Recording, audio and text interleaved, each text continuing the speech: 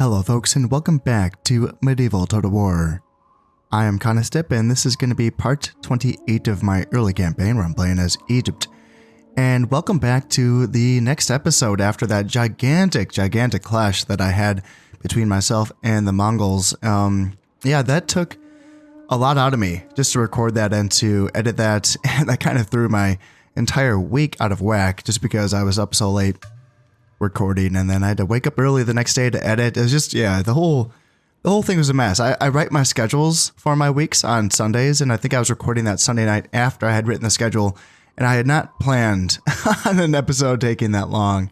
That probably, I'm pretty sure that's the longest I've ever had to spend recording and editing an episode, so that was really something.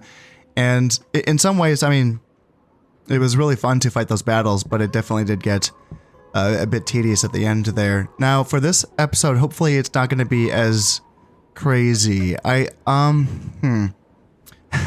say that there will probably still be 2 battles in this episode, so maybe it will still be on the longer side. Here in Rum is the one province, the one attack of mine that was successful. I did take Rum. Armenia was a technical loss because I did get timed out here. And then Lesser Armenia was an absolute disaster. They did actually rush my army and then crush me.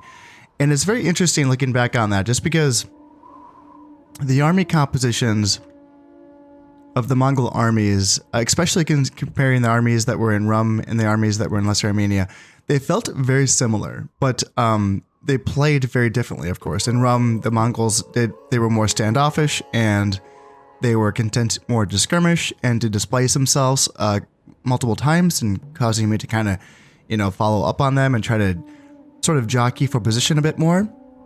And then in Lesser Armenia, they just bull rushed me and then broke my lines. Now, there were differences in the army compositions of the Mongols. They did have an extra unit or 2 of Mongol heavy cav and an extra unit or 2 of the steppe heavy cavalry as well. And that's all it really took for them, to change their minds from this battle to this battle.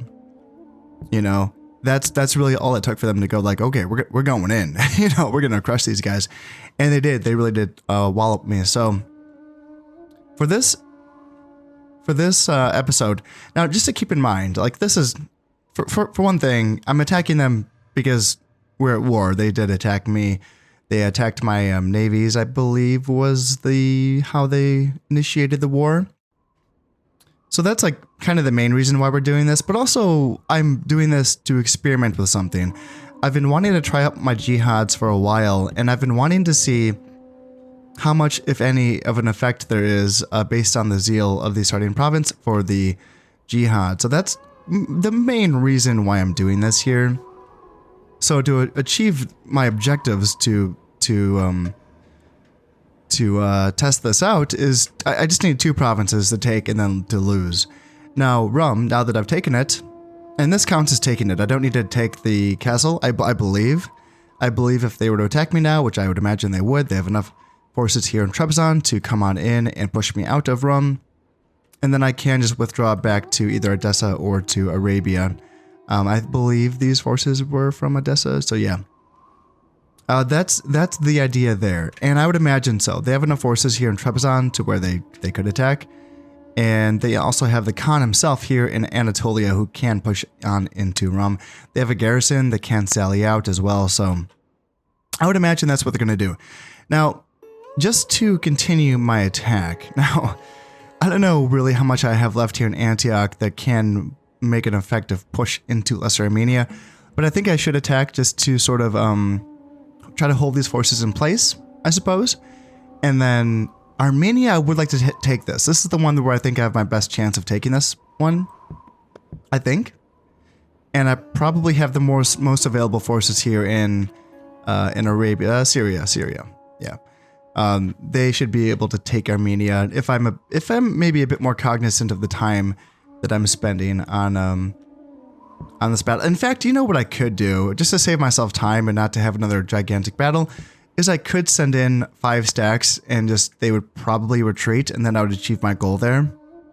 That's an option, So I don't know how much you folks liked watching battles, I like playing. Don't get me wrong. I do like playing them, but I do have limited time, unfortunately. So yeah, we'll see. That's the goal. So we will see. I mean, I have jihads ready. I have Arabia with its 78% zeal, and then I have Egypt with its 34% zeal. So if there's any difference between that, we should see that. That's a significant difference. So that's going to be interesting. As far as the overall position on the campaign map, the Mongols are really struggling. They're going to be losing a lot of territories here to rebellions and civil wars, and I don't think it's civil wars. I think it's just rebellions. But we have reemergences of the Almohads and other factions. No, just the Almohads for now. The Hungarian province of Hungary is at 96% loyalty, so there could be a Hungarian reemergence if they have the family members that are available. And the Italians could make some progress here against the rebel forces. Maybe even the Germans, although I don't know. Their forces are so small. We'll see. There's opportunities here for the Germans to start to branch out. And the Aragonese loyalists are going to be taking back Valencia and Aquitaine. So there's a chance for them to come back here as well. Maybe even Spanish. What are we looking at in the Spanish territories? Yeah, 0% loyalty. And yeah, I mean, obviously these places are rebel held already. So I think that also counts for reemergence potential. Like being held by a rebellion means that there could just be a reemergence just like that. And then the stacks either join or don't join against with the reemergence. I think that's how that works. And the Almohads will be taking back Algeria, Morocco, and Grenada. So yeah, that all looks good.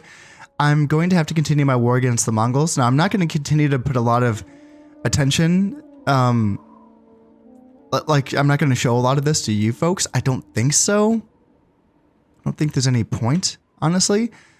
Maybe, I don't know. I mean, we can go through it real fast. What do we have here? GNC, one Boglud. I have a bunch of boats. Let's team up. Let's kill them. Anything else in the Eastern Mediterranean? Nope, nope, nope. And then we have 3 dhows belonging to the Mongols here. Let's see if we can catch them like that. And then, do I have a chance? 4 Boglas versus 2 Boglas and 3 dhows. Probably not. 1-star general, then they have a 3-star and a 1-star admiral.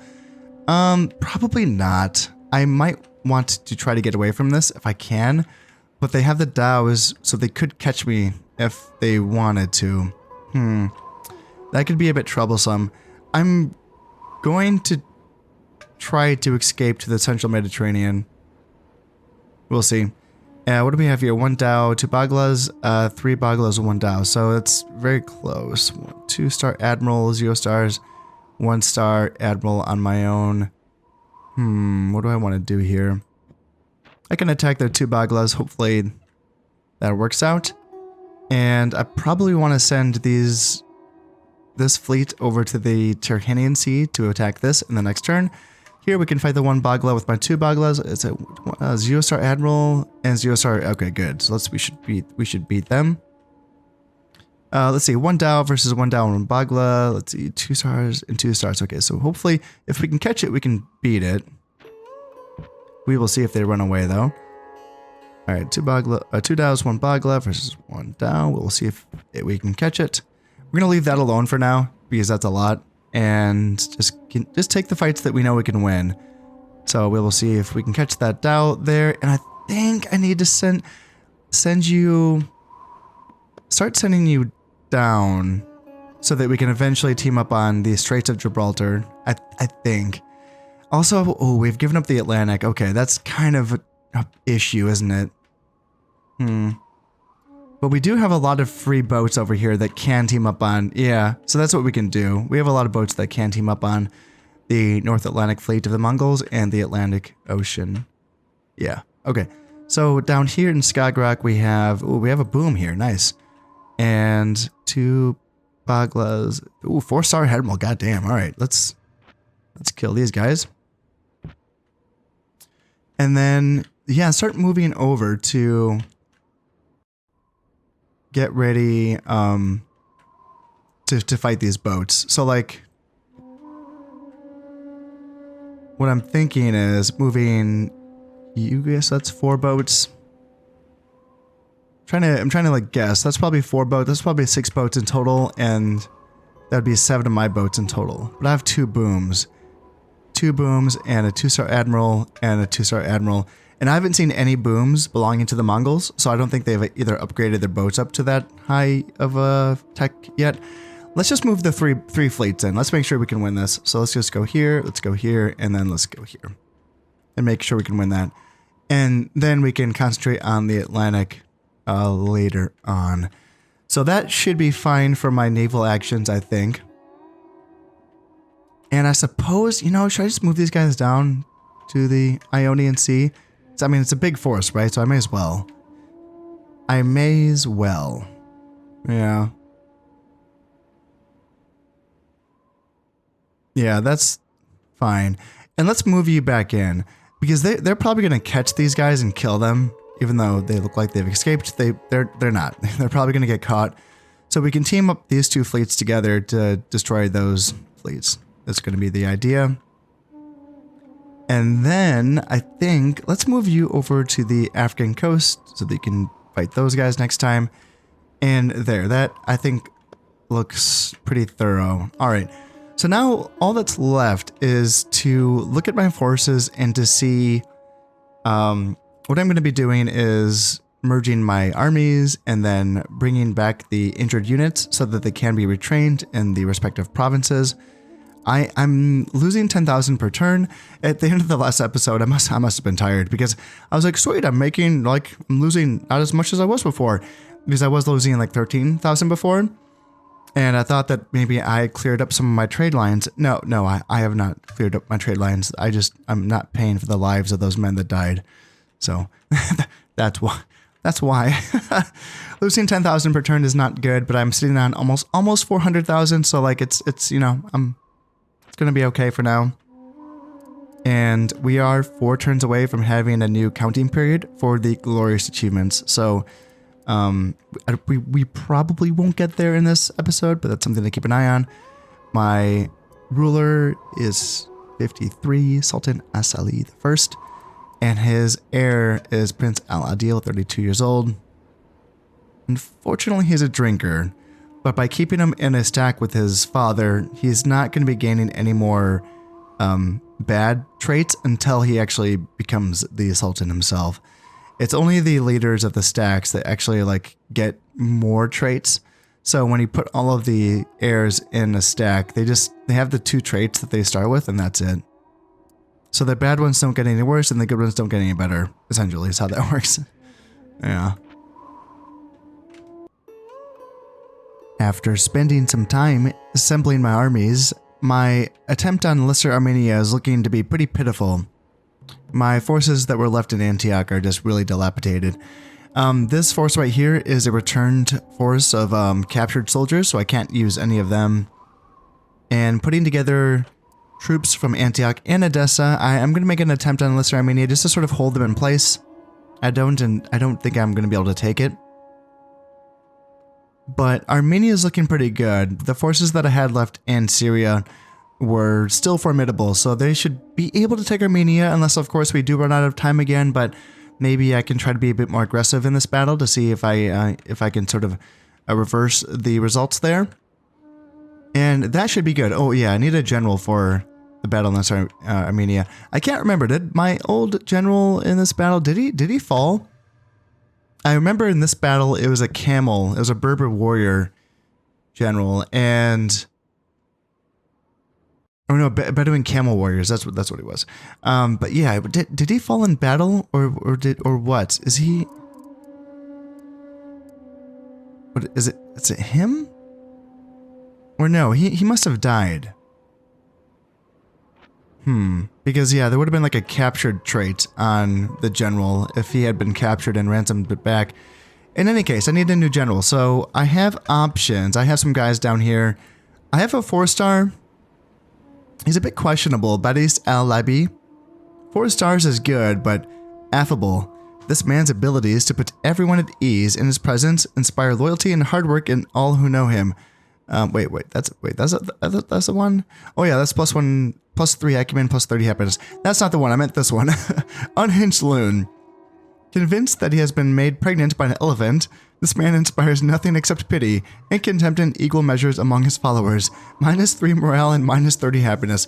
Yeah, that's a very bad one. That's, you know, if you think you're pregnant by an elephant, no less, yeah, that's going to be a difficult to lead an army into battle. And this is the man I will be choosing. I'm just going by rank here. He's 4 stars. Let's see what he can do. I don't have a lot of hopes for this. In any case, I was reminded also that, so like these are all of the like past family members of mine that are, you know, they have command stars. They could be useful at some point. I have another historical general here as well who, you know, this is probably no longer his name. This is probably like a captain's name of his. And in fact, ooh, he should have been made, ooh, he should be a governor. 6 acumen's not freaking bad. In fact, I had just given the governorship of Edessa. Oh, I found you right away. Wow, okay. Yeah, you should be... I gave it to you because 4 acumen's not bad, but 6 is better. So, I have you. Let's strip you of your title so that we can give it to him. Yeah, he should be... Unless there's like other options here. No, he's the one. Okay. But it's going to be this 4-star that's going to be leading the attack on Lesser Armenia. And we will see how that goes. I am working on, yeah, I'm going to be retraining those soldiers too. So no, you know, it's going to be fine. My northern front should hold against any potential counterattack by the Mongols. Oh yeah, you're here in the neighborhood as well. I guess you can not be. I don't want you to get assassinated. That would be unfortunate.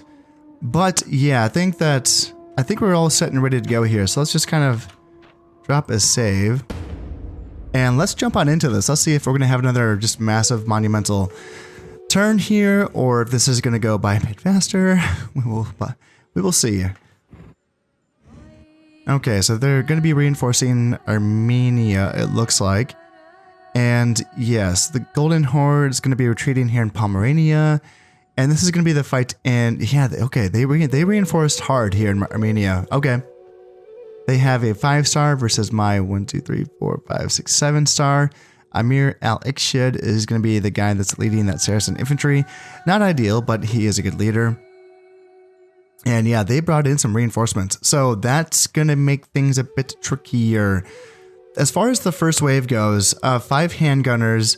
1, 2, 3, 4, 5, 6 Mongol warriors. And they kicked my butt in Lesser Armenia. You know, they rushed in along with those heavy cav units that I had mentioned earlier. And they had really, I mean, they just really put me to shame. So the Mongol warriors, yeah, they are good hybrid soldiers. And the handgunners as well can fight in melee. So we have to be aware that there could be a rush here.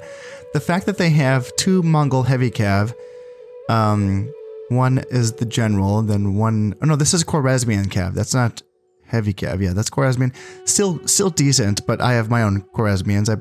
Oh no, not in this army. I didn't have any Khwarezmians in Syria, so... Yeah, this army's a bit lighter in the armor department. I do have units with bonus versus armor capabilities, though, so maybe we can still withstand this initial rush. And then we're going to have Mongol horse archers, just 1 unit of those, thank God, in the first wave. And then a half unit of steppe heavy cav. And it's going to be the heir who's going to be leading the army, I believe, right? They're both 5 stars. But he's a family member, so I'd imagine it's going to be him. But we do have to be aware, the steppe heavy cav, even though there's only 20 men in that unit, it's still a capable unit in a melee grind. So they could be dangerous. As far as the reinforcements go, in the first wave, nothing heavy. Light stuff, handgunners, arquebusiers, a 17-man unit of steppe heavy cav, a 40-man unit of steppe cav, which is a light cav unit. But that's pretty light in the first wave. And then going through here, more light stuff, I would say. I'm keeping an eye on some heavy stuff, and I'm not seeing heavy stuff. A 4-man unit of Khwarezmian cavalry, nothing to be too scared of. And honestly, like, not a lot of Mongol horse archers either, which is nice. There's a couple units of them. that way down here. There's 2 units of Mongol horse archers, another 16-man unit down here. So yeah, that's actually pretty nice. I think that despite the numbers disadvantage, as long as I can hold off that first wave, I think I should be okay. But again, I don't have any Khwarezmis in this army. In fact, I don't have any Ghulams either. I'm pretty light, you know, in the Cav department. I'm going to be relying on like Mamluk horse archers and Saharan Cav as my Cav component. But then having like, you know, Pavis crossbows, you know, they're a good defensive unit actually with their Pavis providing a decent armor bonus. Nizaris are good in melee as long as they're not taking that charge. And then I'm probably going to be depending on some Abyssinians in the first wave, perhaps. Because I liked the way that they performed in that battle in the last episode in Lesser Armenia. I felt like they had a good punch, like the Ghazis, but unlike the Ghazis, they actually were able to actually kind of hang out in the melee a little bit and actually survive for a while. Whereas Ghazis, man, they punch hard and they just drop like flies. It's really kind of comical, like how fast they die. But the Abyssinians actually kind of can defend themselves a bit better. This does appear to be a different map than the one I fought in the last episode here for Armenia. And I would imagine, I mean, they have a pretty good hill right there, but there's not as much forest. There's a little forest right here in front of me. And there are some dotted forests, but really kind of open. Honestly, does it kind of feel like a smaller map, doesn't it? Does it go back further than that hill? I don't think it does. I think that might be the kind of the back of the map. In any case, let's just kind of get formed up here. And they're not all the way up on the hill, which is nice of them. So let's get... I actually did decide to bring spears in the first wave here. I was initially thinking to not do that. And yeah, they're going to be backing up on the hill. If that's the case, let's go all the way around to the right and then get up on the ridge up here and try to turn them around. That's what I'm thinking. Now that we have reached the right side of this hill, we can start to turn them around a bit. It looks like we can sort of get our guys on the hill here, and then it's going to be about even. I mean, they still have the far end of their line is way over there, so they're going to have to turn around, although, I mean, man, those forces look a little bit scary. 2 Mongol heavy cav, 20 step cav, so the general's going to be in that 20-man unit of step heavy cav, okay. Instead of the family member, that's interesting. I did notice that he has higher valor than the family member, so maybe that's why. But yeah, those components are a lot heavier than what I have for cavalry. My 3 Mamluk horses and my 3 Saracens, or Saharans, are going to be, they're going to have the work cut out for them. Now, I do have 3 units of Abyssinians that can sort of work as a mobile detachment. They can potentially assist the cavalry if they have to, or assist the infantry. The infantry is going to be pretty stout. 3 Saracens and 3 Nazaris should be able to beat, like, most stuff. Let's actually put these guys, let's have the Nizaris go up front. And are we already shooting at them? Oh, you guys are already shooting, okay. And then, are you going to be in range? You're in range of them, got it. Sounds good. And the Nizaris, I do believe that they have small shields as well, but so do the Mongol warriors. They also have small shields. So in this case, I feel like taking a Saharan cavalry and just to kind of push these guys back, because that can sort of help us out in this engagement. Now that they're going out into loose formation, I'm tempted to put you into loose formation as well to screen for these guys. And just to push them back a bit and make them think about... Here, oops, didn't mean to do that. You go back here, and you run, just to push them back, and then hit them, and then run back, if you'd be so kind. I just wanted to tap them a little bit, just to disrupt their formations, and get back here. Yep, please get back, please get back. And yeah, now let's bring up these Abyssinians here to potentially intercept. Now these Mamluk horse archers can start shooting into these guys as well. But these Abyssinians, yeah, they want to go after Oh yeah, if we can get into these guys. No, they're going to be running away now. Okay. Well, never mind. In that case, I kind of want to run into them here. Now they have handgunners coming up. And yeah, they want to start to run away. That's fine, actually. Let's see. Okay, let's turn around. We're getting a little bit too close there, so let's get these Saharan cavalry back a bit. Let's go here. And let's go here.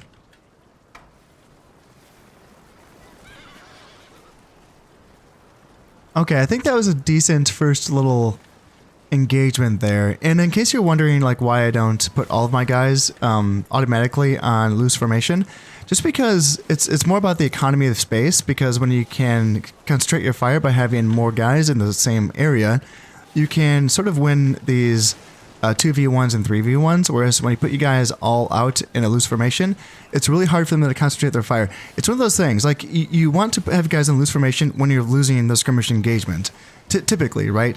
In this case, they do have more archers than I do, straight up, so I should do this more often. However, if they want to keep trickling their guys on in, I can sort of have this concentrated fire by having 2 units here and then 1 unit here, basically a screening, right?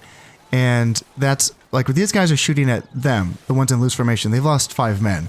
It's going okay, whereas up here, we can sort of concentrate down onto these guys. And I feel like that's okay for me. Like, I'm okay with that arrangement.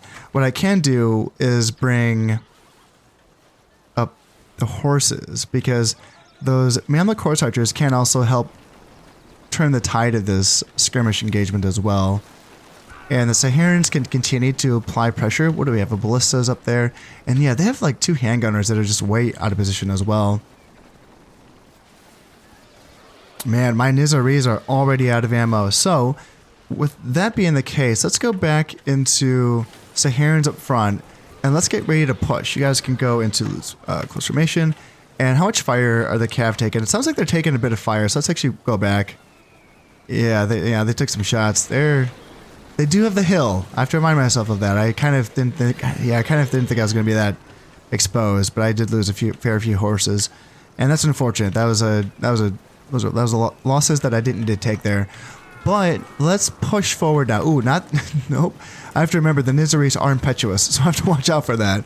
Yeah, I would rather maintain formation here and lead with my infantry. Saracens and Nizaris should be able to apply pressure here. Just keep applying pressure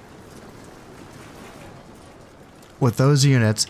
Continue to back them up with my Abyssinians.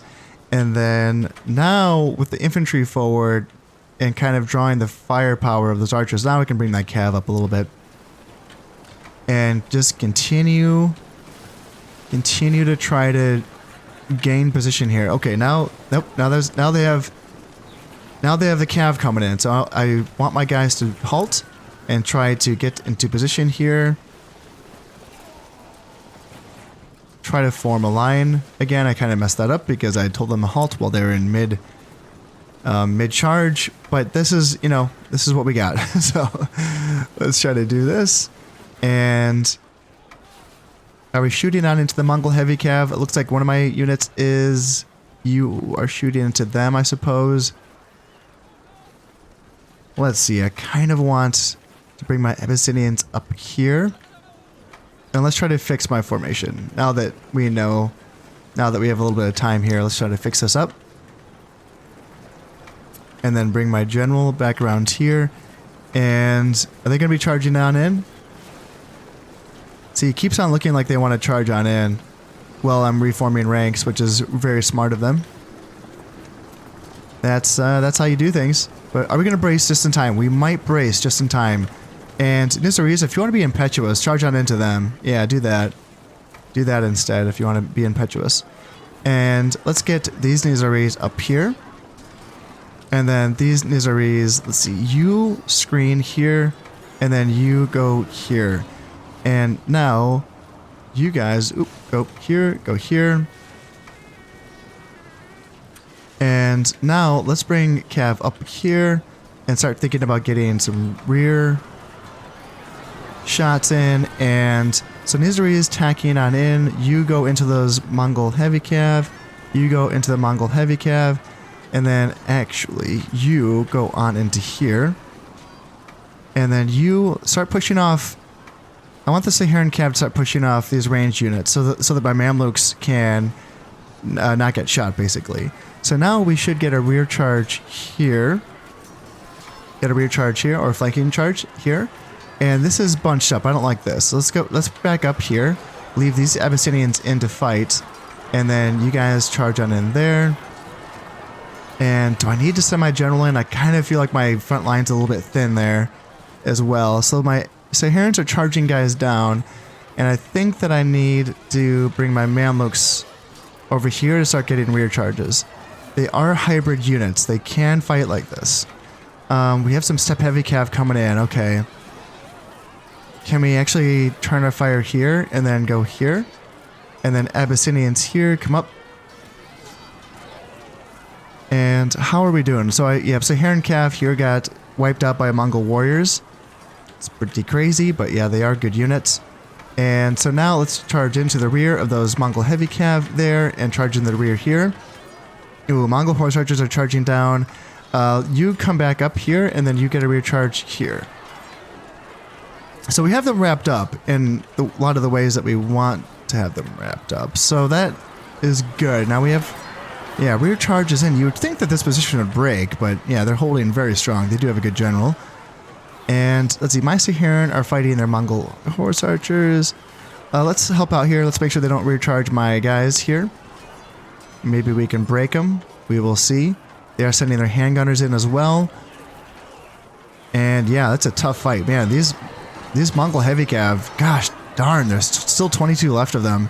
And even this pocket as well is like fighting very hard. It's just really impressive. My goodness. These Mongol forces are just no joke. Wow, wow, wow. Yeah, it says that we're winning the fight here, but I don't know. It feels very even, if not, one-sided.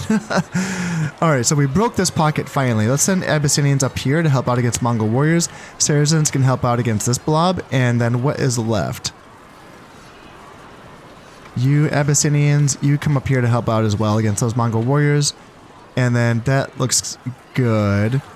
Yeah, can we hold out here until... It says we're winning. It does say we're winning, but my goodness, I don't know. Let's send you guys back because I don't want you to fight Mongol warriors by yourself.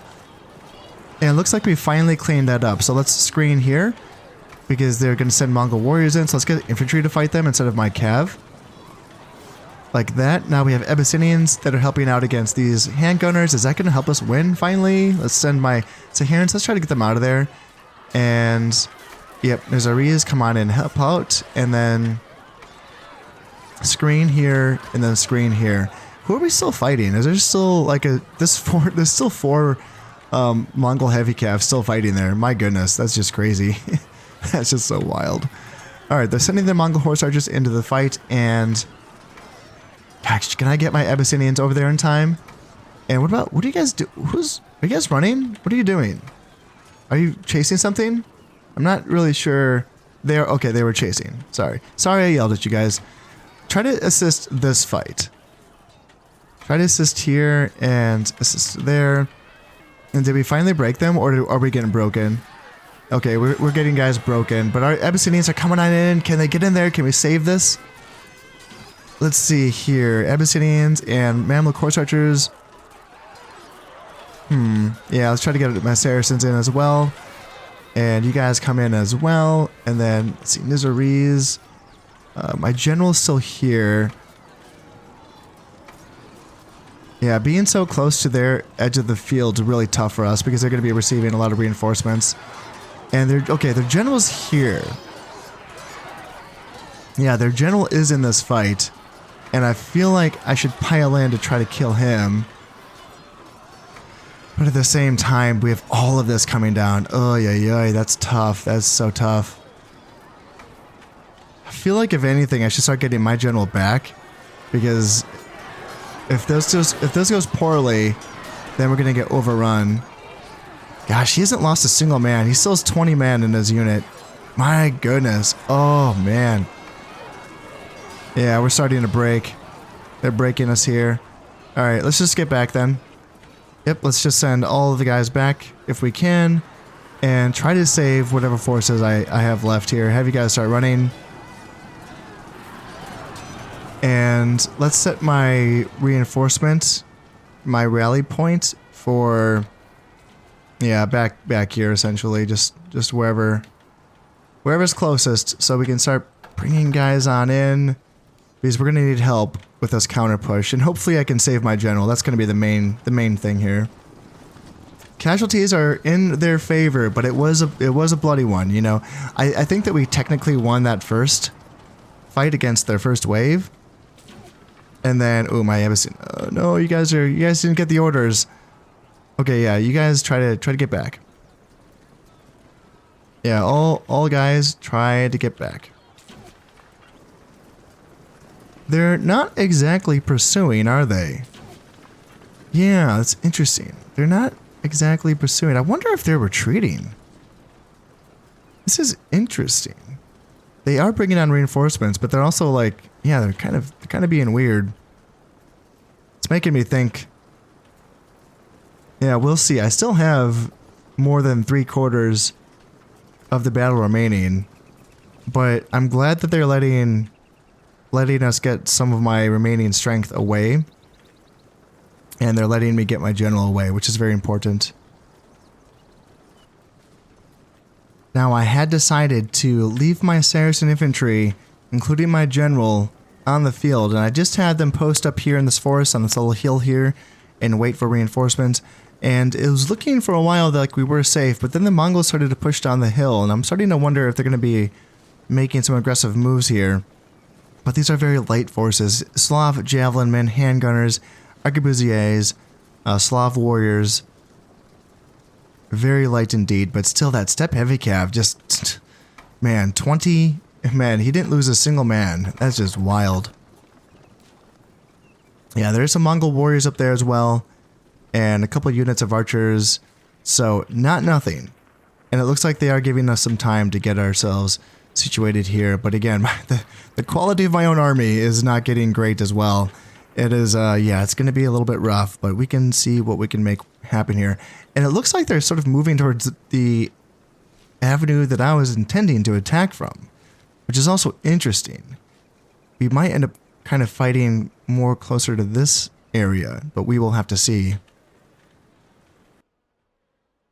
Now my reinforcements have fully come onto the field, and I do have my Pavis crossbows, and they're already very tired just from marching from the edge of the map to where we are now, just halfway down the map. And yeah, that's the problem with having Pavis arbalesters, I would say, on the offense. It's something that I'm really rethinking, I suppose. I think that, hey, I'm talking, hey, quiet down there. I think that having those Pavis, man, it's hard to say. Against these factions that just have so much, you know, range capabilities, so many archers and such, it's hard to not bring the Pavis units because, you know, you want to block some of those shots.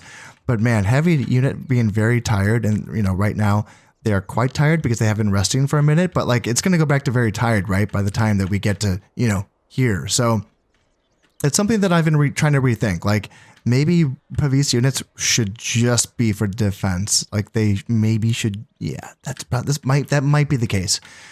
Camels, yep, we're going to be bringing them here because that's all we had in Syria after the Saharans and the Mamluks.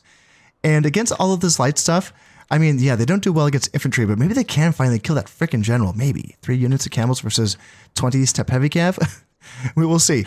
But we also have 3 Ghazi infantry, 3 Arab infantry, which we saw absolutely get their asses kicked by Mongol warriors in the last episode. But maybe they can beat things like Slav warriors and Slav javelin men and handgunners. Yeah, possibly.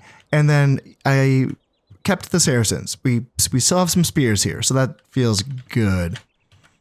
So let's continue to make our way around here until my crossbows are in range of the enemy.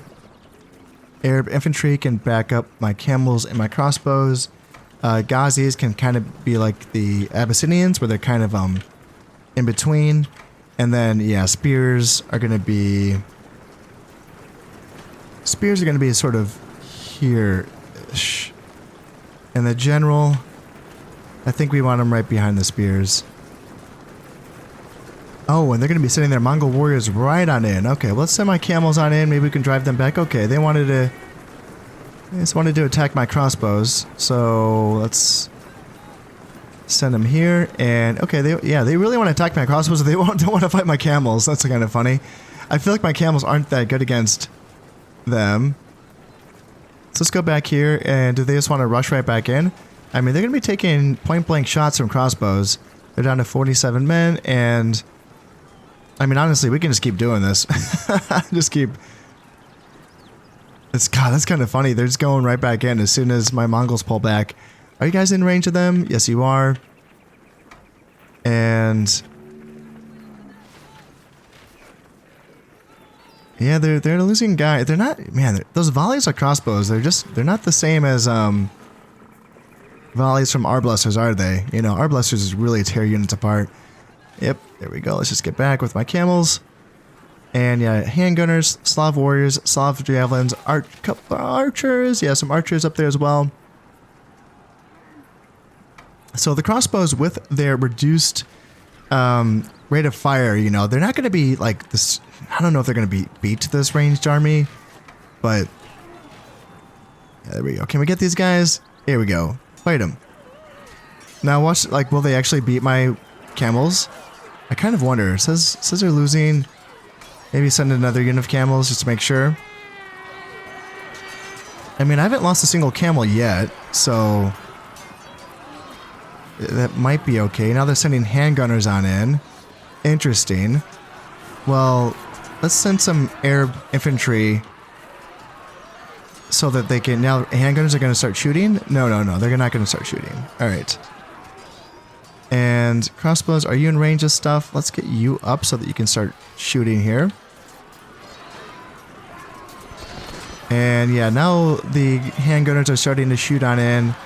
And man, that's funny. Let's get the Arab infantry up here, and then let's get this Arab infantry here.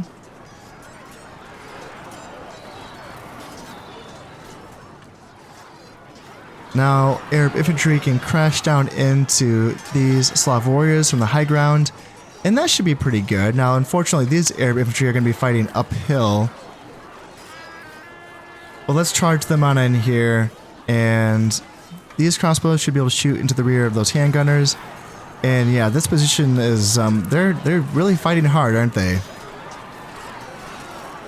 I feel like my guys are doing okay, though.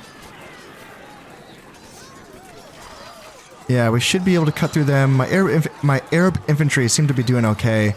Now they're going to be sending their archers on into combat. Interesting. Okay, well, let's send some more Arab infantry up. You know, I have more where that came from.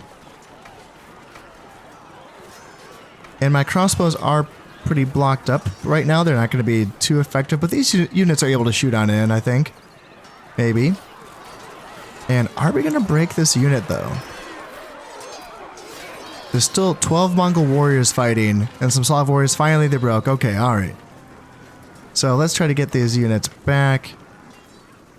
Back. And let's reform this position so that the crossbows can go back out front, so that they can go back to shooting.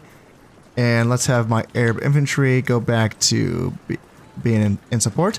I feel like I didn't lose so many Arab infantry, which is nice. Yeah, I think my guys did okay there. This unit of camels did lose a few guys. But now my crossbows can go back to doing what they do best, which is taking blocking shots with their shields, and then returning a bit of fire as well. Slav javelins and handgunners, they seem like they want to be rushing right on in. And let's see here. I mean, Slav javelins, let's see here. No, they don't want to rush on in. They want to retreat and get shot in the back by crossbows. Yep. That's what they're going to be choosing to do. And these archers are out of range, are they? Yeah, they are. Okay, so I don't have to worry about them shooting. We are now in range of their archers, but my Pavis crossbows, this is where they should be able to shine here. Taking those shots like champs and returning a bit of fire. Have these archers lost any men? No, maybe they're not being targeted. Maybe my crossbows are targeting the Slav javelins instead. Actually, yeah, if that's the case, let's return fire on the archers. I feel like, you know, these are the guys that are actually shooting at us. And you guys can shoot at whoever's in range of you. That's fine. If you want to shoot handgunners, that is totally a-okay with me. Just as I was thinking about pushing on a bit further, I'm really glad that I kind of hang back because there's a 17-man unit of steppe heavy cav. And, you know, it's funny. In the pre-battle screen, when I was looking at that unit, I was thinking, oh, it's just 17 men, you know? But considering that this 20-man unit, the general himself, is just giving me so much trouble, yeah, I'm a little bit worried about that 17-man unit.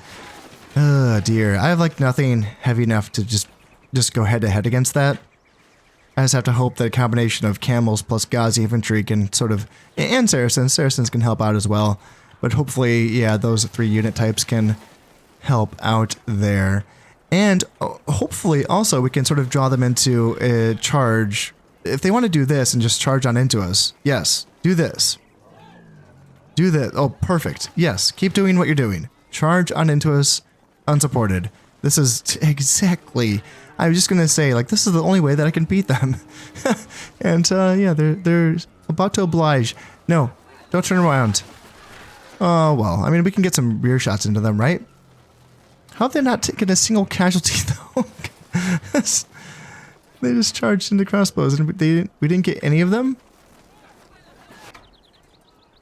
Okay, let's make sure that we target the steppe heavy cav now. I kind of thought that... Last time they would just automatically target them, but yeah, it didn't seem like maybe yep, there we go. Now they're starting to drop. Now they're starting to drop, and nope, you're just gonna turn around again? You're gonna turn around again? Well, you should be taking at least one more shot to the rear now that we are actually targeting you guys, and yep, they've lost another guy. I'm going to also try to spread my guys out a bit more. Because I know the crossbows are better in 2 ranks. I don't know if they're in the more than 2 ranks. I don't think the 3rd rank is really shooting at all. I think it's just the first 2 ranks. So let's try to make this a bit better here. Like that. And then maybe you come up here. And hopefully maybe that can increase our firepower a bit more. It is starting to look like this down to 7-man steppe heavy cav unit might be starting to get off the field. And these archers and javelins kind of look like they're heading in that direction as well. And if they want to get off the field, see, I want to draw him into a fight. That's what I wanted to do here. But I think that at this point, there's nothing heavy enough to be really scary. Let's try to bring the spears. We can bring... No, guys, just go here. Spears go there. And... Do I want to send camels on? Man, camels just aren't great against infantry. But I feel like we're... You know, we should at least be charging some of these guys down. You know, these guys that want to be fleeing the field, we should at least be trying to get rid of them. Although, I don't want you fighting woodsmen. They're not fleeing. They're just hanging out. Even though they're not great, they still have axes. And axes can hurt camels. So... Okay, now the handgunners seem like they want to fight. Interesting. Let's send Arab infantry up here. Says the handgunners are losing, but I'm also losing Bedouin camels as well. Let's get my Arab infantry into this fight here so that they can support against these handgunners. And now I think that that should turn that fight around. And who's supporting this? Woodsmen, they're just going to be hanging out getting shot by crossbows. They've only lost 1 man so far. And then what's happening down here? Shooting on into the flanks of crossbows? See, I feel like moving crossbows here and then creating... See, now with that, I can basically punch up the middle with my Ghazis and support them with spears, or I can do that vice versa.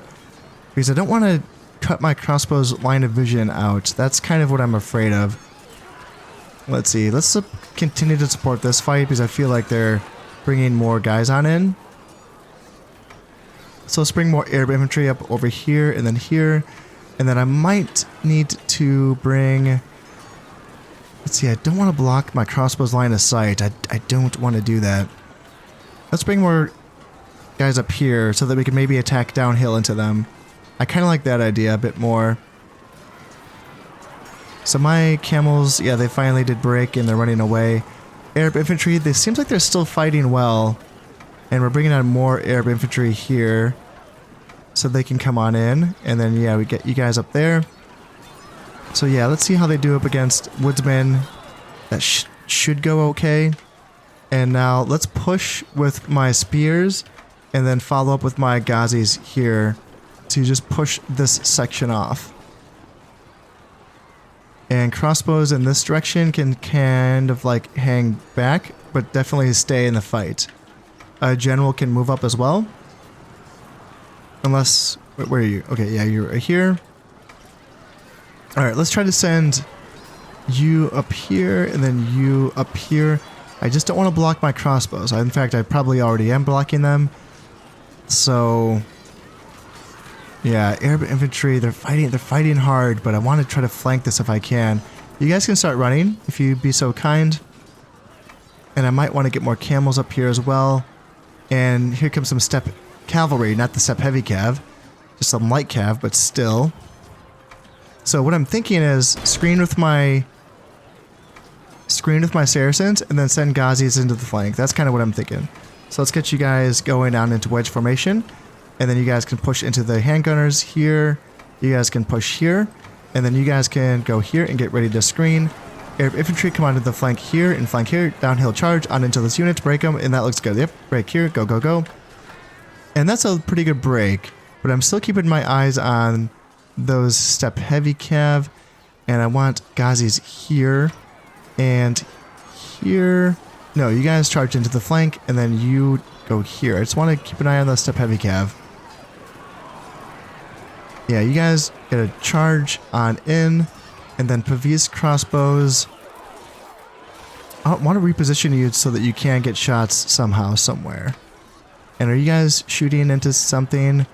Let's move you guys up a bit more. And then let's move camels up as well. And let's move general up as well. And it looks like we did break that section. Although we do have handgunners who are trying to escape. And yeah, the steppe heavy cav. Okay, now let's kill these urban militia with my Ghazis. Let's see, arquebusiers are shooting into my Saracens. I don't like that one bit. So let's chase them down with my Ghazis. Yeah, let's get them. And there we go. Let's try to chase here because it looks like we did win this. So let's get my Ghazis into close formation. And let's try to continue to break this section here. Getting my camels. They're not fast, but they are my fastest unit that I have available right now. So let's get them going. And then handgunners. Let's try to get them to not shoot into the rear of my Ghazis. And let's get these Ghazis into the rear of these urban militia here. And let's see, camels fighting handgunners. Yeah, I don't like that. Let's get Arab infantry up to support.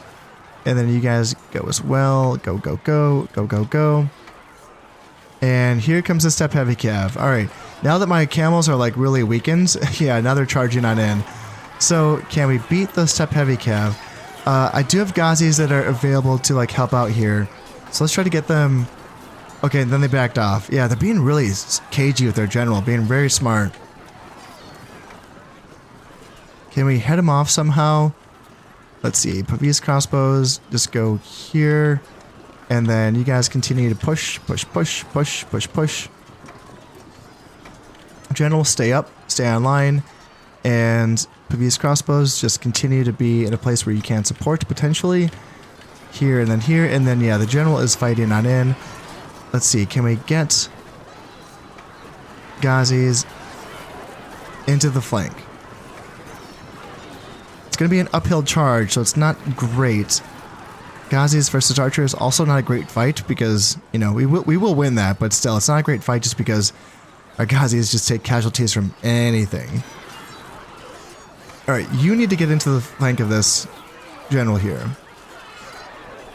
That's what you need to be doing. And what's he down to? He's only lost like 2 guys. That's insane! That is insane. He's only lost 2 guys this entire time. Let's continue to push those handgunners off, and then you're shooting on into those handgunners. Let's get a charge on in there and try to break those archers, which are holding up my Ghazis for way, way too long. Like, this is taking way too long to beat those guys. 16 heavy cav. They've only lost a couple of guys. Wow. Let's see if the Ghazis can turn the tide there. And let's see here. Is there any better place I can put my archers? Not really. We got Slav javelins coming on down. We're fighting those handgunners there. And we finally broke those handgunners. Sep Heavy Cav is down to 11 men. Come on, surround them, get there. Get my Ghazis in there. And try to get these Ghazis in as well. He's down to 9 guys. They are bringing on reinforcements. They got some urban militia coming on. Can we just shoot at the reinforcements? And yes, the general is fleeing. And is he going to get away or are we going to get him? Oh, get him! Get him! Come on, get him! Oh, if we could kill him, that'd be so big for us. Because I don't know how much I have left when it comes to reinforcements. You know, like this might be my last push in this battle. I don't know. It's going to be close. You keep shooting at handgunners and general, I suppose. I guess I want you to push up. And you can shoot on into reinforcements here, and then you also shoot into reinforcements. And is that... Yeah, this is going to be tough. It's such crappy troops, but like, I don't know... What do we have? 19 Saracens have been fighting these 11 handgunners for ages. 47 Saracens. Man, yeah, they just got too many guys coming on in. Oh, that's so tough. Saracens are running away here. And they're bringing on handgunners to fight my Pavis crossbows. Which they probably will win that fight.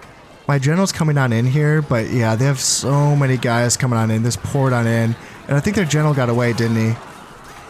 If we could get a rear charge with these Saracens into this blob, that would be nice, but... I don't know. I think I need to start retreating my general again, because I see this horde of peasants just pushing me back. And... yeah, that's tough. That's tough. We can continue...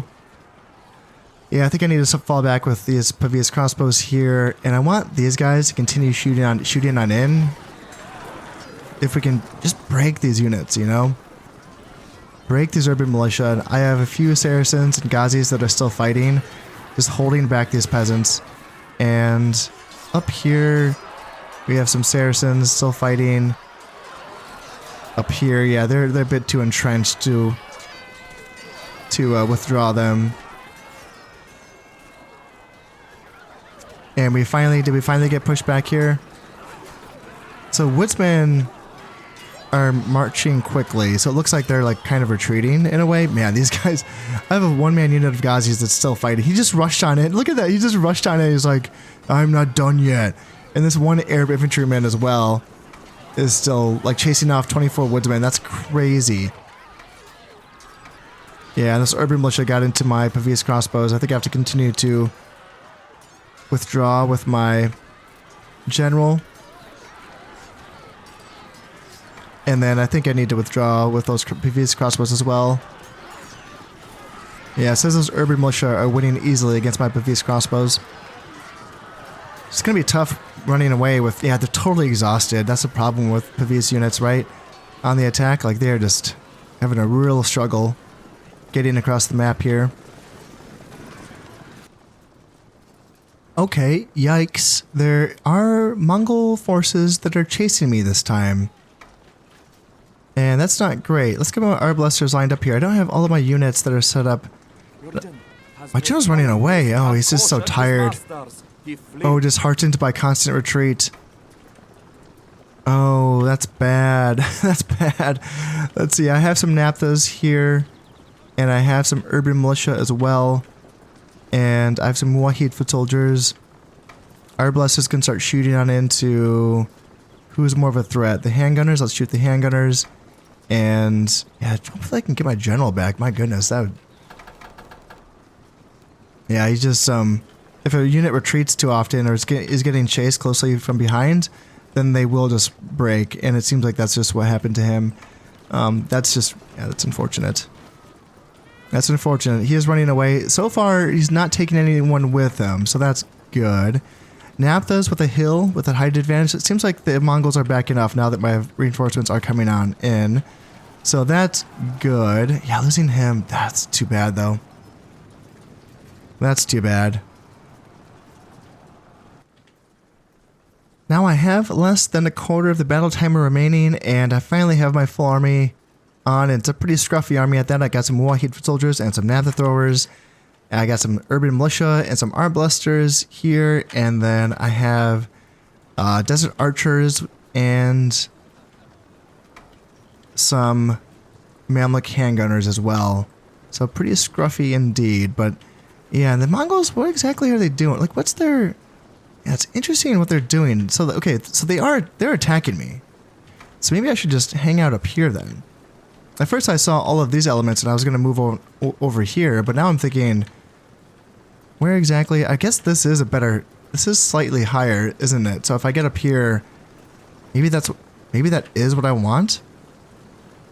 It's hard to say.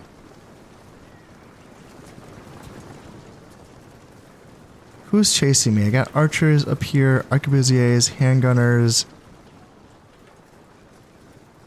So let's have my arbalesters and urban militia like up the center, like this, I think. And then Muahid and Naphtha come up over here, and then desert archers can come up over here, and then the Mamluks come on over here. And hopefully they can all get into position quickly. You guys are going to have to start... You might have to turn around and throw your grenades at these handgunners because... Yeah, they're coming on fast. Can you guys toss your grenades in? You guys just blew yourselves up? I thought I told you to hold your position, but you seem to be not doing that. And, okay, we got a little toss in there. We got 4 of them down. And there we go. Got a few more. Can we get another toss in? All right. That was good. I'm surprised they're actually still. Okay, you might want to turn around now and try to get a toss in here before they get on in. Doesn't seem like it's gonna happen. Yeah, they're gonna be able to stop you guys from getting a toss in. That's unfortunate. Let's see, 10 Naphtha versus 10 handgunners. I'm putting my money on the handgunners, and yeah, now we're gonna be running away. Yeah, those handgunners, I'm surprised that they hung in there. You know, it makes me think that they're still receiving buffs from the general even though he did flee, and I think that is how that works in this game. It seems like there's a temporary debuff when the general first runs away, but then if he's not killed, it seems like the army reverts back to getting bonuses from him as if he's still alive, which is kind of weird, but it seems like that's how it is. Like, you would think that normally it's a normal handgunner unit without any command generals, like any command stars or morale buffs, like would have broken, you know, losing almost 20 men to grenades. But this handgunner unit here, he is just still trucking. So let's turn around with the Muahids. They're not made for fighting handgunners, but they can hopefully beat them. And yeah, there they go. He's running away now. Let's get my... There we go. Now we have grenades that should be tossing on in here. It's actually raining a little bit, so I'm surprised that the Naphthas were able to toss in there. That's nice. Ooh, Muahid's got a little bit overextended. That's not good. And let's see, archers gonna be tossing on into... There we go. There we go. They're running away. And can we actually get Naphthas? Let's see, are you guys... I would love to get Naphthas down here and get a toss in on those Slav warriors. Well, these Muahids are holding all of these guys up. That would be very, very nice. Just like right here. And then get a toss in right here. And Muahids, just hang on for a little bit longer. We got some grenades coming on in, boys. What's happening on over here? I'm not even watching. Okay, so I should probably get these Mamluks up over here. And Arbalesters, what's going on? Are my guys not on hold position? I thought they were. Alright, I missed the toss. What happened?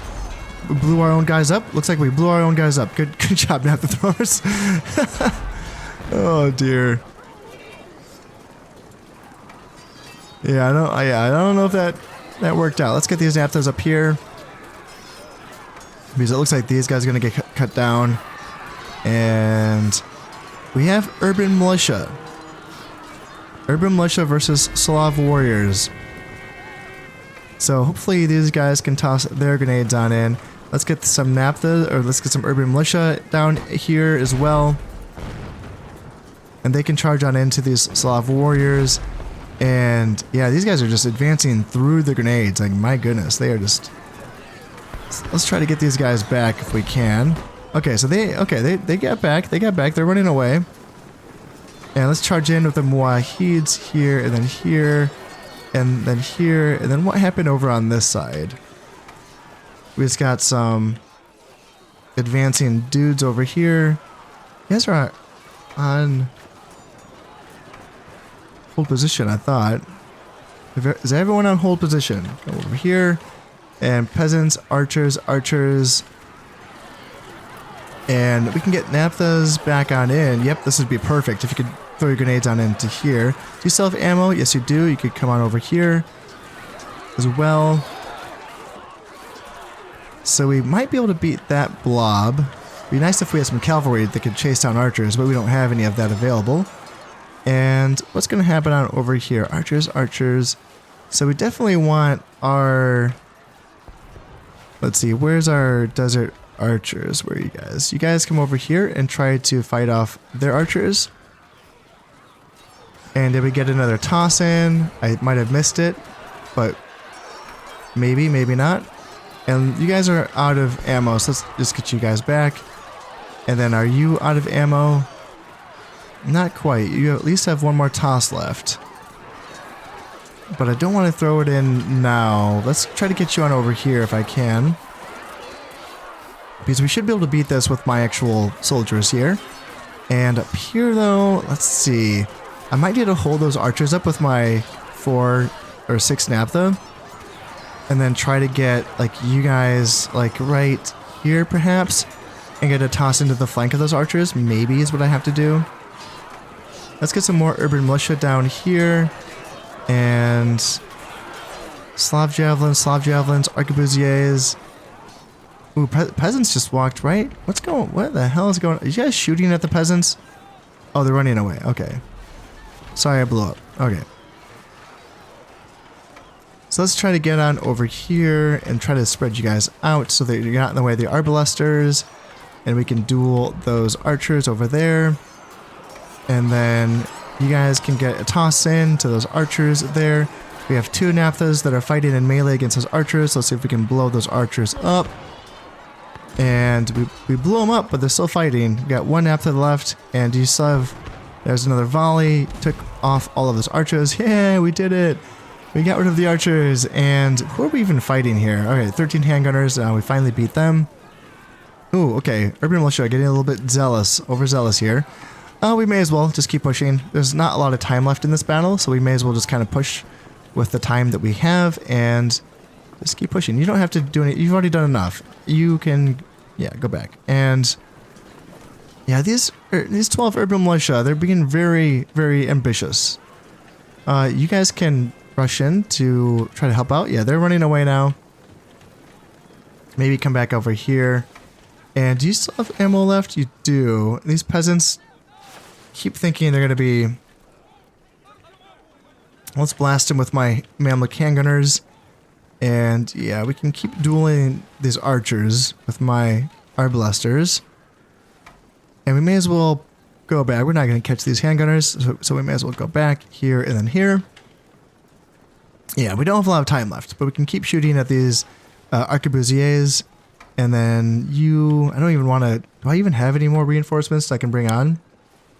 I have 2 units that could be brought on. So yeah, there we go. Now we can bring on that unit. It's going to be another unit of desert archers. which is going to be very valuable at this point in the battle. So arquebusiers versus arbalesters. Let's back up with my urban militia so we don't block the shots of my arbalesters. And let's see, Muwahids, you guys come up here and here. And they want to be backing off, okay. And on this side, let's just bring my Mamluks so that they can shoot peasants. And we're continuing. I'm surprised that these archers are still dueling us here. Looks like my Mamluk handgunners were able to do their duty of driving off peasants. Yep. Very valiant indeed. And yeah, they got picked off by some archers now. So let's try to bring them down here. Maybe they can get some shots into those archers. Nope, they're all running away. Okay, so yes, we finally did win that engagement on that side. And now let's bring my Mamluk handgunners down here and just to this position so that they can get some flanking shots into these arquebusiers and these Slav javelins perhaps. We can also charge downhill into these guys. We don't need to stand here and let them shoot, throw their javelins at us. Don't need to let them do that. And yeah, we're out of grenades, but we don't really have many units to bring back on. Let's withdraw you. I don't know if you're going to, be able to get off in time to bring on a new unit, but we will see. At this point in the battle, I almost wondered if we could just, if we just drove off the units that are left, would we be able to win this? I don't know if they have much more left, but I also barely have any time left. My goodness, it's so close. I mean, the archers, my desert archers are kind of fast. So maybe if I send them up just to chase.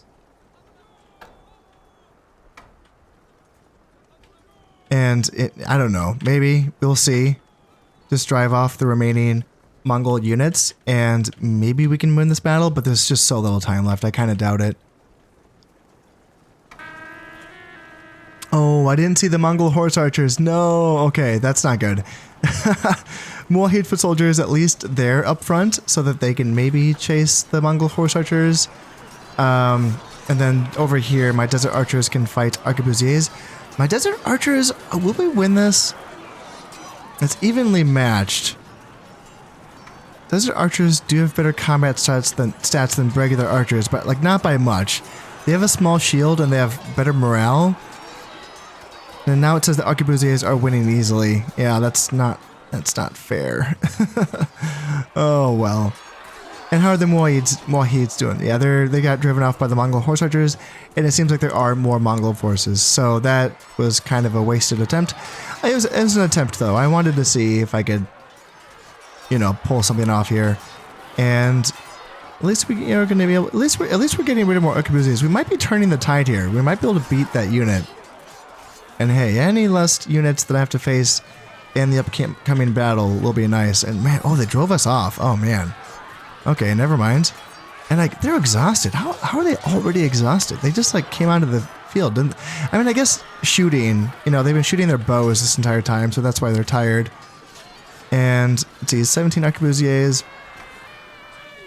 These desert archers are driving off these Slav javelins, and it looks like they might be able to catch them almost.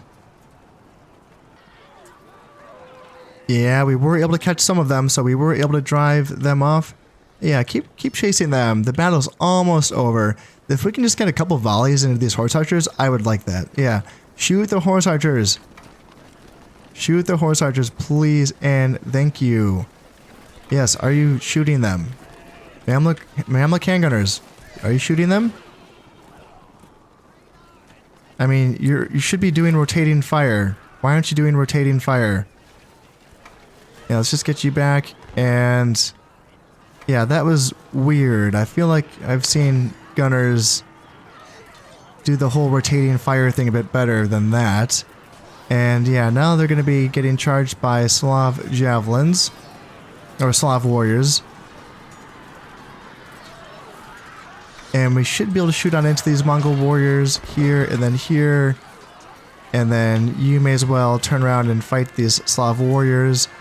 Not going to do well here, but we may as well charge on in. And Let's send in the urban militia. I mean, any chance to kill a few more Mongol horse archers is fine with me.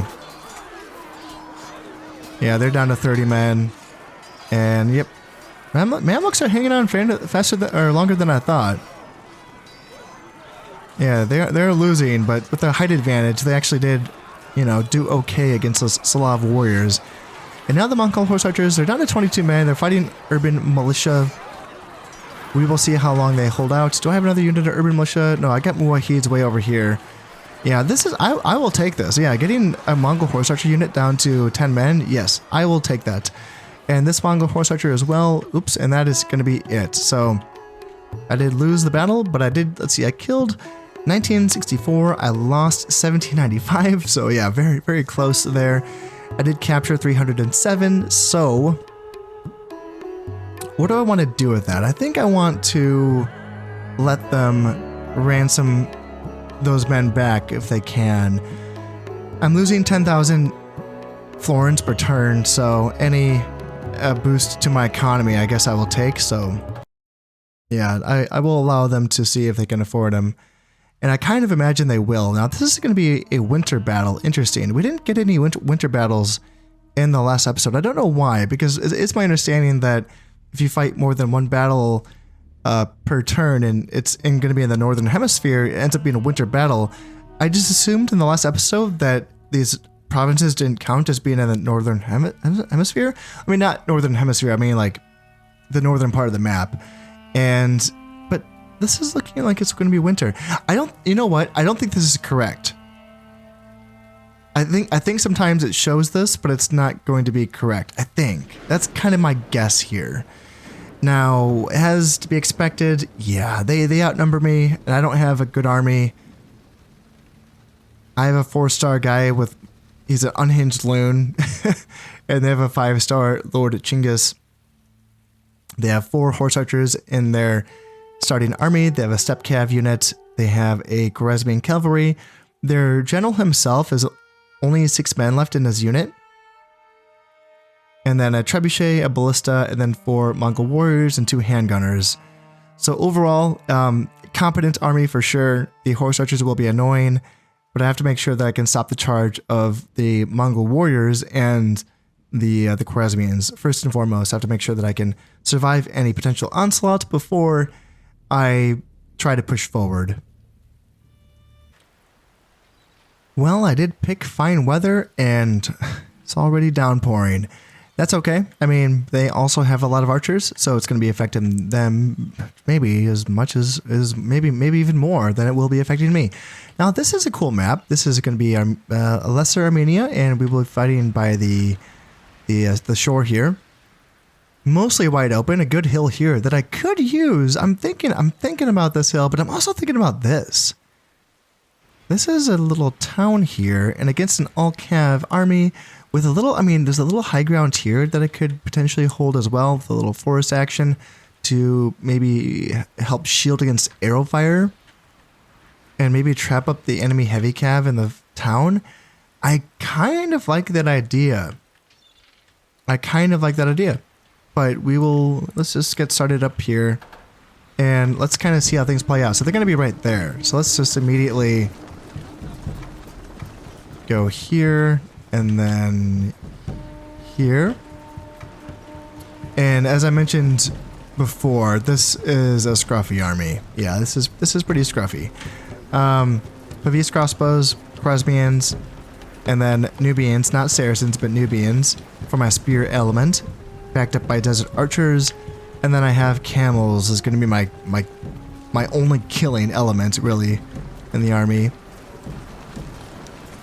So yeah, okay, that's going to make things a bit more complicated. A mangonel and a ballista overlooking directly over the village that I was thinking about inhabiting. Now it can't turn. The ballista can, but the mangonel cannot. Look at it, it's like a building. So that can't turn. And I can obviously go around and take this hill, but if they are just going to attack me, then I can just hang out here. That's my other option. Although I'm thinking about, I mean, if they're going to attack me, I'm thinking about maybe scooting out up the hill a bit more. And man, it's really coming down. This is some rain, I'll tell you what. It is looking like they want to attack me here. Interesting. Okay, hey, I'll take it. I was able to slide on over to where it's not the greatest high ground advantage for us. I was still considering maybe, you know, attacking on into them. But if they want to attack on into me, this is okay. I mean, I have crossbows shooting on into these Mongol horse archers. I have desert archers that can help out as well. And getting rid of their Mongol horse archers first before anything else happens, I will take that. Yeah, let's see. How many do they have again? 2, 3, 4. So 4 Mongol horse archers, and then the steppe cavalry and the Khwarezmian cavalry. And the Mongol general. Which one's the Mongol general again? Is it? It's not you. You're the Khwarezmian, and you're the Khwarezmian. I'm trying to find his banner. Was he in a really beat up unit? Huh, yeah, I don't think I can find him right now. He has a square banner, right? That's the general. The general has a square banner like that, yeah. Yeah, I'm not seeing him. Is he just behind the hill then? Interesting. Well, they seem like they're attacking me. This is, interesting. I would imagine that Mongol warriors can beat Nubians in combat. And yeah, these Khwarezmians, man, they're just heading right on in. I mean, I can send my Khwarezmians down on in here to charge them. And maybe 39 of my guys can kill their 11, maybe, but you never know, you know. So far, I've lost like a bunch and they've lost only 1, so yeah, they must have better upgrades or whatever. Let's get my camels into position to get a flanking charge on into those Khwarezmians there. And let's actually get you guys fixed up there, and let's charge on in here with my Khwarezmians. There, and let's keep everything there. That looks good. And then, yep, let's get a charge on in here, and then there, into those Khwarezmians, get you guys around there. And we should be able to beat that Khwarezmian cavalry with the help of those camel guys. And then these Khwarezmians versus those steppe cav should be okay. Let's get you guys up a little bit. And then you go up here as well. Nope, like that. You're running away. Oh yeah, my guys have bad morale. That's right. Let's charge my general down into these Khwarezmians here. Maybe he can help hold that up there. These Khwarezmians are running away as well. Yeah, wow, they -3 morale. That's bad. Man. Yeah, you guys can start running up here. Maybe we can help out against the Nubians. There, nope, not with you guys, but with the desert archers. Maybe you guys can go into melee and help out. General, are you going to at least beat these 2 Khwarezmians? And can you guys rally or no? Man, the Mongols just got beaten back. We couldn't beat those Khwarezmians there with 3 camel warriors. Oof, man. Let's see, we got 1 Khwarezmian left here fighting my general. And we are, let's see, shooting on into these handgunners. They're probably shooting right on back into us. And just keep in mind that the point of this battle was to affix these armies so that they could not attack into other provinces. So with that in mind, you know, it's going to be okay. You know, it's going to be a-okay. Not ideal losing, of course, but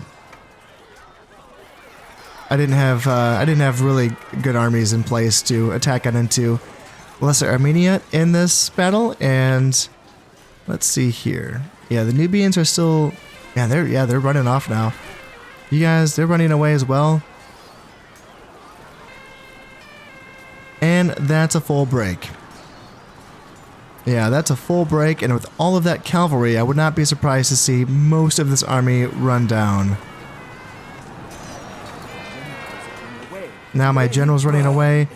Let's see, we have a isolated group of Mongol warriors. Maybe we can beat up on them with all of these units of, you know, damaged guys. And I wouldn't be surprised to see these 48 Mongol warriors. It says they're losing badly, but this is our consolation prize right now. Can we kill 48 Mongol warriors? Yeah, we'll find out. And did I ever, like, see... Where the hell is the Mongol general? Is he just back there with the artillery?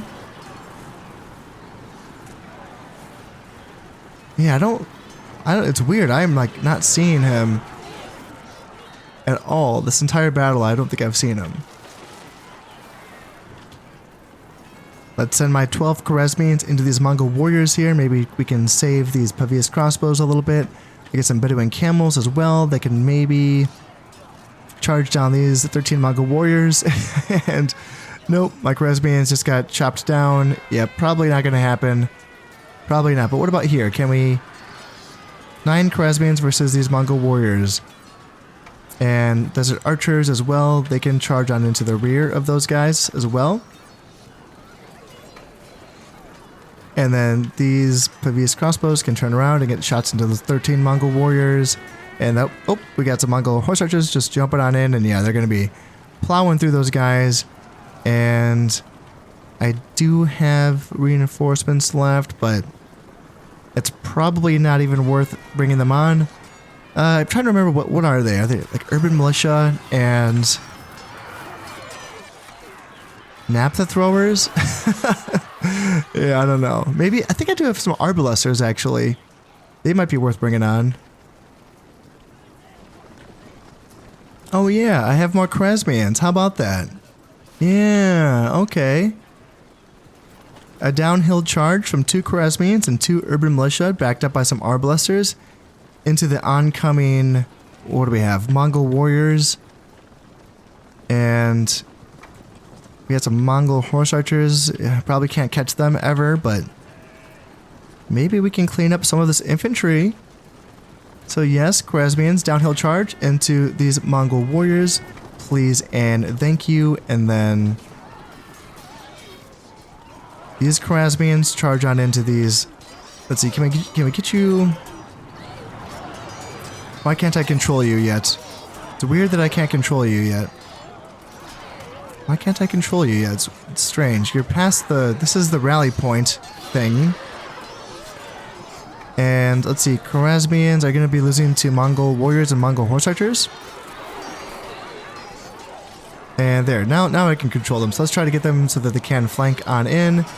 And then urban militia. Can I control you? No, I cannot. So it seems like there's a bit of a delay after they get onto the field before I can control these units. So now Khwarezmians have gotten into the flanks of these Mongol horse archers. Again, anytime I can kill Mongol horse archers is going to feel very, very good. And just urban militia, you guys can charge on in right there. And then Naphthas, let's see, I want you guys to come on over. Come on, I really want to control Naphthas. Don't let them just do what they want. I need them away from... Yeah, you guys need to come over here. And arbalesters, you need to come up here. Yeah, it's weird that I can't control my guys until they come this far onto the field, you know, because the marker is here. You know, that's really strange. Yeah, you guys go there, and then Naphthas go over here, please. And let's see, I don't really want you to throw your grenades on into this because we have too many forces here, but I'll be happy to bring you closer to the Mongol horse archers. Let's see, urban militia can go on in. I'm fine with that. And then Naphthas can come down here. And then, let's see. Yeah, if you guys want to throw grenades on into these Mongol horse archers, I would love that. Come on, let's get a toss in. Let's get a toss in. Handgunners are running away. Mongol horse archers. I think we didn't get a single one. I think they all just dodged those grenades like freaking Superman. And now they're attacking my dudes. Our blasters are on site here, and let's see, make sure that you guys are on hold position, and make sure that you guys can throw grenades at these Mongol horse archers. Here, come on. Fire, reload, fire. Alright, do that again. We got some horses there. We got some horses there.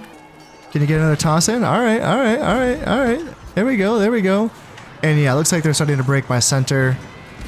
But hey, you know what? We got to throw some grenades. That's all that matters really, is throwing these grenades.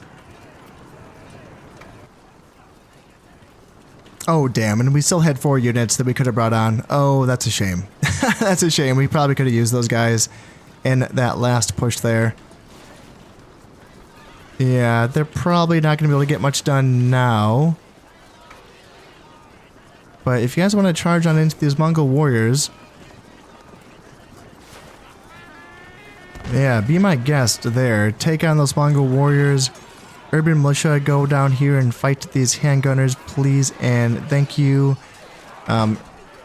Naphthas, if you can go over here to the side.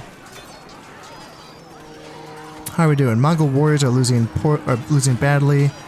Urban militia, go in there and fight the handgunners. Naphthas, come on, come over here, come over here. Get under my control, please. There you go, there you go. And same thing with you guys. As soon as I can control these arbalesters, I would love it if you guys started to run. And you guys, nope, don't, come on. Go here, go there. And then you guys go back up here. Come on, let me control you. Let me control you. Can I control you yet? There you go. So you can go like here, I think. And you got a toss of grenades on into the rear of these Mongol horse archers. And there, okay, yep, got one. Okay, all right, you got all of our own guys and just one of theirs.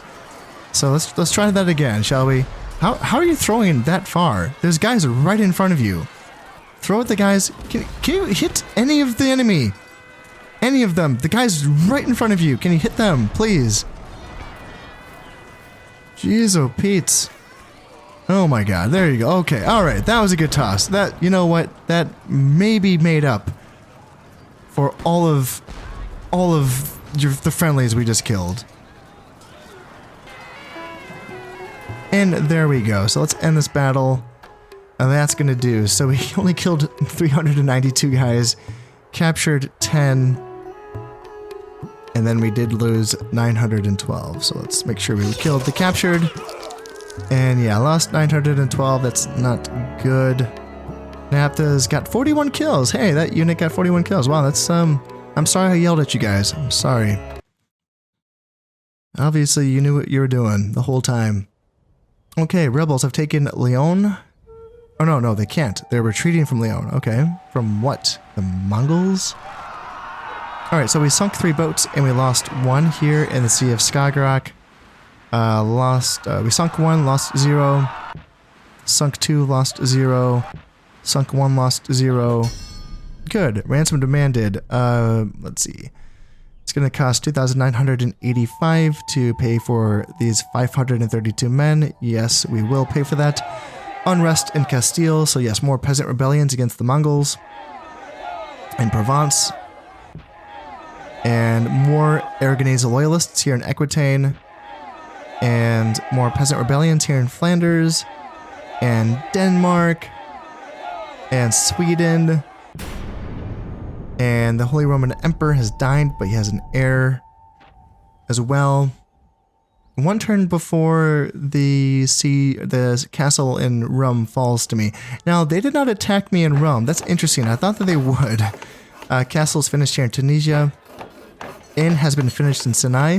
So yes, I'm curious to see, like, are any mercenaries available at a fortress level? That's what I'm really curious about. Inn is finished here in Egypt. And then is Dessa as well, and Arabia. Okay, that's a pretty cool little portrait there. Fortress and siege cannon towers are completed here at Antioch. So those are going to be the defensive upgrades there. Yeah, that looks pretty awesome, doesn't it? Famine and roads, that's not good. And, okay, the King of Aragon has sent an emissary, and he wants an offer of an alliance. Why not? I've been rooting for you the entire time. We're both at war with the Mongols, and, I don't see it lasting if I have to attack the Italians, but I don't know. Let's see, I can't see any reason why I would want to start a war with the Aragonese. Yeah, I can't see it. Alright, so yeah, a lot of captured guys. He did not enjoy the process of being captured and ransomed, and instills a fear of being captured in all of his men. This makes them less likely to rout, but makes them harder to command. So +3 morale and -1 command. Yeah, it's kind of a weird one, isn't it? Kind of a weird one. Good runner is a bad one, just straight up -3 morale. Yes, he is remembered for the way he ran from the battlefield on more than one occasion. Perhaps he had no choice, but whispers among his men say otherwise. And that's my 7-star general, isn't it? Yeah, that sucks. That sucks. Let's see, captured, and then good runner. That's that 4-star. So good runner plus unhinged loon means -6 morale. That's bad. Blackmailer. Ooh, that's going to be bad. That's going to be -3 loyalty, I believe. So we'll have to check in on him. And Chinless Wonder, -1 acumen, -1 command. So how are you? Ooh, 1 loyalty. That's not good. Yikes. Yikes. Might have to do something about that. 4 influence on the Sultan. He's 54. He's not going to be alive for that much longer. But I might need to... I have a spy, right? I got spies here. You're an assassin. Maybe I can use an assassin. And let's frame this general for treason. And try to get rid of that 1 loyalty general there. So yes, we did not take Armenia still. Oh, what a grind. What a grind. I mean, I may as well... I wasn't planning on keeping rum, but I may as well stay until these guys are finished off. I mean, if they're going to be starving to death at the end of this turn, I may as well do that. And we're making progress, I think, on the ocean. Like, that feels a bit better, doesn't it? Like, we could be trading in the Adriatic now. We're not at war with the Italians, so we could be at least trading with these 2 ports. And we still have some work to do over here, though. But we're getting there. We are getting there. How's our income looking now? -8,000 per turn. So again, mostly due to, you know, all of the men that I have lost, but that's going to be okay. I can't continue to retrain guys. I might have to spend the next turn just getting armies back up to full health, because now I am feeling a little bit light on soldiers in my northern provinces. Just a little bit. Just a little bit. Another option would be just to kind of like leave just a bare bones garrison in these 3 provinces and basically try to bait the Mongols into attacking my fortresses. That could be pretty fun. As long as a province isn't building a building, and I don't want that build order to get interrupted. Like Edessa, for instance, isn't building anything. So if I just leave this open to attack and then just retreat back to the fortress, you know, just, how many people? This can hold 960 infantry and 480 cavalry. Now, you don't want to put all of those men, and you don't want to fill it to capacity, because then it's only going to last for like a turn or 2 before they starve out. I think, and this is what I'd want to experiment a bit more with, which is that, so if I wanted to basically bait the enemy into attacking my fortification, what do I need to do? Do I do half this? So do I do like 400 and something? You know, is that a better number to have inside of the castle? And if that's the case, do I do like units that have smaller unit models inside of it, like naphtha throwers or even artillery, like these the organ guns perhaps, and just have these really like big bang for your buck type units inside of the castle, or the fortress in this case, so that you can last as long as possible, forcing the enemy to attack you and then causing as many casualties as you can. That seems like that could be a pretty fun playstyle that I'd like to experiment a bit more with. And that would highly reduce the amount of upkeep that would be poured into your border defenses as well, because, you know, you'd be paying for naphtha throwers and artillery crewmen and maybe a few units of who knows what, spears, archers, whatever, right? So that could be kind of fun, but I'd have to play around with that and see exactly what number do I need to hit to like make it last a long time. Because if it's only going to last a couple turns, they may as well just wait, right? So, yeah, I don't know. We will kind of look into that. And by allowing them to take those provinces, that way I can just have those targets for the jihads just like that as well. I don't need to attack something and then lose it. I can just bait them into attacking me as well. So that's an option that I would like to play around with as well. I'm using this campaign to formulate some ideas that I want to take with me going on into my future campaigns for this game.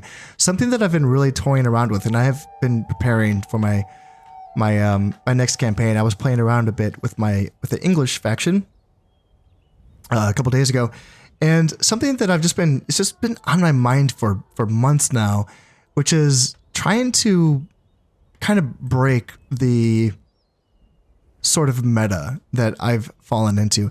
It's so hard because you can make so much money, in this game using trade and all that. So you can do what I was doing and just stack, like 6 to 10 stacks in all of your borders and still make a lot of money as long as your trade is, flowing.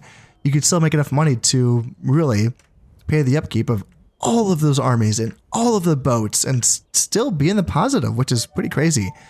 And it's hard to kind of like get out of that meta because when you're at that stage, when you're at that level of power, you don't even really get attacked that much, barely at all, really, right?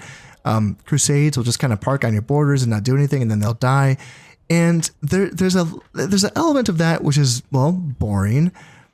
But in addition to this, it's not just about, I'm not just considering these things, these different, play styles to make the campaign spicier. That's one part of it, but that's not the entire part of it. The other thing that I have in mind is having less armies so that I can pay more attention to grooming those armies and grooming my generals and making sure that my soldiers have the best upgrades and making sure that I do have these veteran units that I keep, for as long as I can, and to merge them together correctly so that I have high valor units and good armor and good morale. The problem with doing the play style that I use, and it works, it does, but the problem though is that you do find yourself in situations like this where your units are just flat out outclassed. And I'm not just saying this just because I got my ass kicked 2 episodes in a row. That's not what this is about. This is about wanting to make sure that I have some pretty badass armies. That's all. I just want some badass armies, right? And that's just very, very difficult when you have so much, because these units are being trained as you're building the tech upgrades. So to continue to cycle units back through again and again and again, as you're constantly building these buildings up that you're training these units from, it can be very difficult to keep track of everything when you have this much. Now, my idea, and this is just something that I have to play around with, but it's basically the idea that I kind of just described to you. Have border provinces with the fortifications and their defensive upgrades, and have them garrisoned by a reasonable amount of troops so that if they do retreat to the stronghold, that stronghold will not starve out in 2 turns. Maybe 3 or 4 turns or something. Obviously, I do intend on reinforcing and driving the enemy off. I don't intend to let those men starve to death, but just, make it so that the enemy might be tempted to attack that stronghold. And I think that could be a very interesting way to play this game because, I've just been learning more and more about, history and just kind of listening to podcasts and stuff. And I want more of that. The siege battles just happen so often, and you obviously can fight a lot of offensive siege battles if you attack more than I do. But the defensive siege battles just almost never happen, right? There's not the way that I play. And I think that could be very fun to essentially have a very light, border garrison, which is true to life, and essentially have like, I don't know what the numbers would be, but as far as standing armies go, a handful and a core territory, right? Like Egypt, or if I'm playing Denmark, it would be Denmark, or if I'm playing France, it might be Ile-de-France, whatever the capital province of the faction would be, kind of that that be where the army is like being levied, right? Or basically like being stationed, like the core, the king's army, right? And I would like to lead armies into battle by the king more often, or the sultan or the emperor. That's something that I think would be very fun as well, is to use my leaders more often. Now, obviously, if he's the only one and he doesn't have any heirs, he probably shouldn't risk him in battle. But yes, if he does have heirs, then risk him in battle. Why not? So that's kind of the idea there. And again, this isn't just to spice up the campaign. This isn't meant, I'm not thinking of this like, how do I handicap myself and make it harder? That's not only what I'm thinking of here.